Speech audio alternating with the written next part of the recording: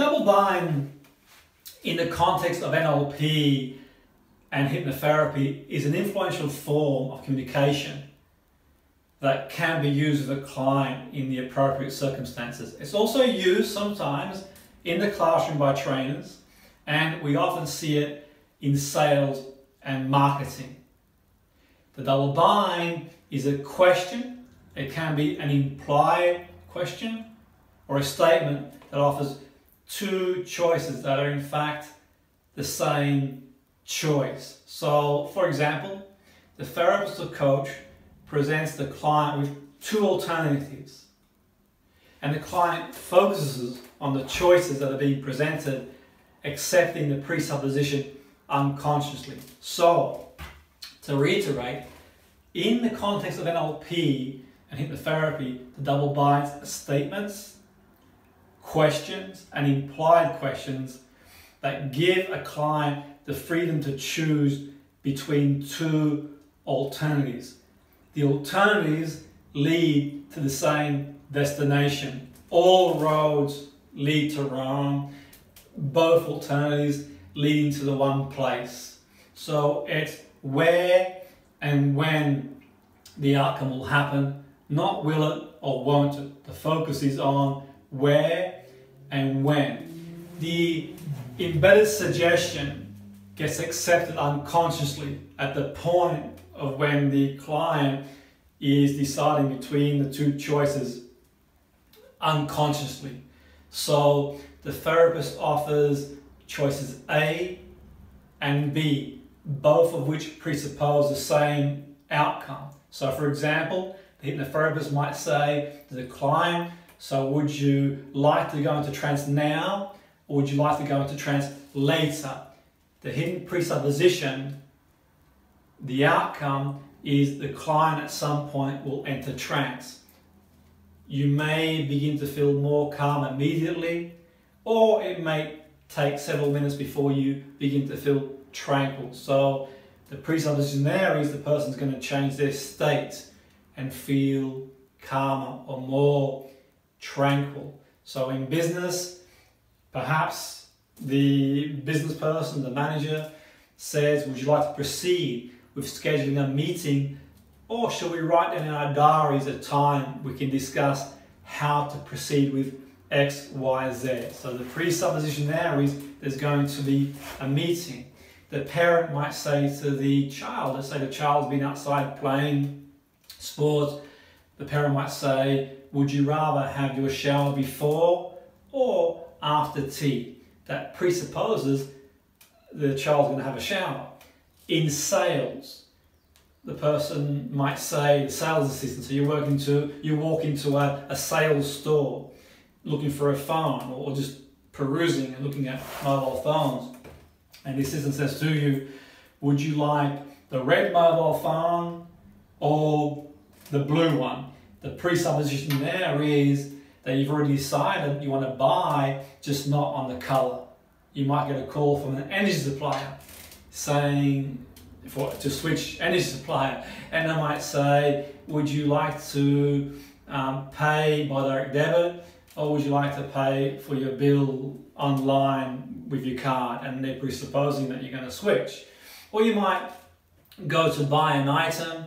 It could be a radio, a computer, a car, and the salesperson might say, would you prefer to pay by cash or credit card? And that presupposes the customer is going to purchase the product. Now, why would you use the bind? For various reasons. One being to peel away resistance and to create some sort of confusion, because you could argue the quickest way from A to B is a straight line. Why go around the houses in some respects? But you could also say the person seeing the therapist, if they could have solved the problem already anyway, they would have done so. Or the person is looking to achieve an outcome, a goal, they could have achieved it, they wouldn't have gone to see the coach. So sometimes you get consumed by the problem so much, you're adamant. And this can create confusion to the point that an example might be, say you're speaking to someone and you're deep in conversation, and then the phone rings and you speak to the person on the other end of the phone, you go back to the person you're speaking to and you don't sort of recall what you were saying. So unconsciously, you can use that embedded suggestion, and the binds can act as confusion, and they can also engage the client in deeper trance as they try and process what's being said. The embedded suggestion given to the unconscious becomes accepted automatically. That said, what's really important, the person communicating, the communication is intended to, they need to accept it at an unconscious level. So for example, when I mentioned the sales situation, if it's not accepted at an unconscious level, the person then would say, well, actually, I don't remember saying I want to buy anything, and so on and so forth. So it is unconscious. Now, Milton Erickson used binds to invite the person he was working with into trance. So Milton Erickson would utilize suggestions with resistant clients by framing the choice. The person gets to choose one, and then they become potentially less resistant because they have made the choice. They are in control. Now, I never met Erickson. I came into the party after he'd passed away. However, I think I recall, I think it was Dr. Jeff Zikes, and just coming to my mind now on a course I was on. Now, Dr. Jeff Zikes at the Erickson Foundation in Arizona. And I think it was a few years ago when I was on the course with Jeff. I'm pretty sure it was Jeff, to sort of quote Milton Erickson, for example. Now, I quote it loosely, it was a number of years ago now. I'm pretty sure, to quote Erickson, he had said, I think your unconscious mind knows more about this than your unconscious mind does. And if your unconscious mind knows more about this than your conscious mind does, then you probably know more about this than you think you do. So take a moment to think what the presupposition is between that quote. Now, what I would say going forward, listen to some of the double binds that you hear in everyday life. And also, it's quite useful too, is to write your own if they're appropriate and applicable. Write your own and think of how you can use them in helping the person to achieve the goal they're looking to achieve.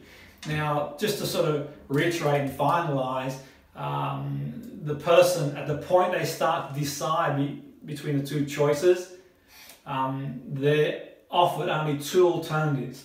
So in one sense, giving them A or B, they block everything else out and they focus on options A and B.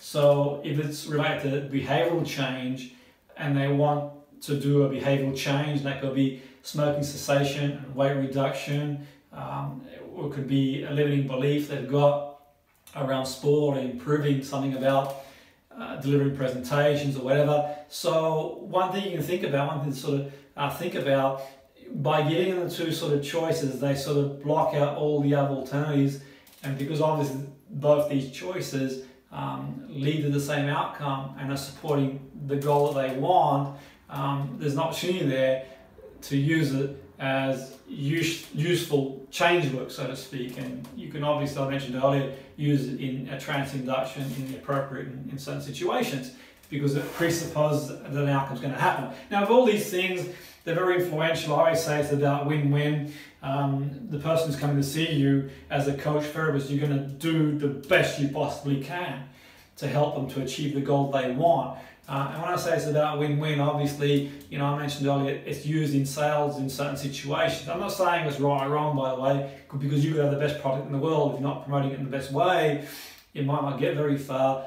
All I'm saying is that with all these things, it's about using them ethically, because obviously if you go one up on somebody, they're going to catch on it eventually, and that's not good for you or for them, so to speak. So for me, these sort of patterns are very useful and appropriate in certain circumstances, can be quite powerful. It's about using them in an ethical way. So going away from here, listening to some of the binds that you hear in everyday life, and perhaps draft some of your own. With passion. Boom.